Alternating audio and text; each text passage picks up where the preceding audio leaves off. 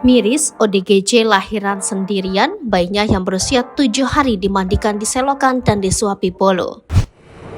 Tengah viral di media sosial, seorang ODGJ di Tegal, Jawa Tengah. Publik dibuat miris dengan kondisi bayi yang baru dilahirkan ODGJ tersebut. Bagaimana tidak, bayi berusia 7 hari yang baru dilahirkan oleh ODGJ tersebut ternyata sering dimandikan di selokan. Tak hanya itu, ODGJ bernama Romlah ini juga menyuapi bayinya bolu dan memberinya minuman kemasan.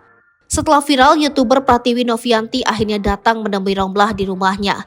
Novi bermaksud mengevakuasi Romlah dan bayinya ke dinas sosial agar mendapatkan perawatan yang layak. Setelah bertemu langsung dengan Romlah, Novi terkejut ternyata ODGJ tersebut memiliki 2 orang anak. Anak pertamanya sudah berusia 6 tahun dan belum sekolah. Meski mengalami gangguan mental, Romlah masih bisa diajak berkomunikasi seperti biasa. 7 hari, yang itu 6 tahun, ucap Romlah. Kakak kandung Romlah lalu bercerita, Romlah dahulu sempat bekerja sebagai TKW di Arab Saudi. Namun setelah kembali ke tanah air dan ibunya meninggal dunia, Romlah mengalami sakit mental. Kakak Romlah mengaku keluarganya sudah berusaha mengobati wanita tersebut. Sedihnya di tengah-tengah pengobatannya, Romlah justru menjadi korban pemerkosaan sebanyak 2 kali. Kejadian ini dimanfaatkan oknum setan berbentuk manusia. Akhirnya kejadian seperti ini, kata kakak Romlah.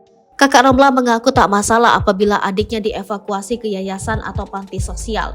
Ia menegaskan hanya berharap 2 anak Romlah memiliki masa depan.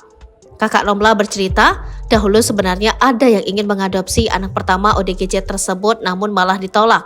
Kepada Novi, Romlah bercerita dirinya melahirkan anak keduanya sendirian di depan sebuah toko. Romlah lalu menjelaskan ia terpaksa memberikan bolu dan teh pucuk kepada bayinya yang masih merah. Download Tribun X sekarang, menghadirkan lokal menjadi Indonesia.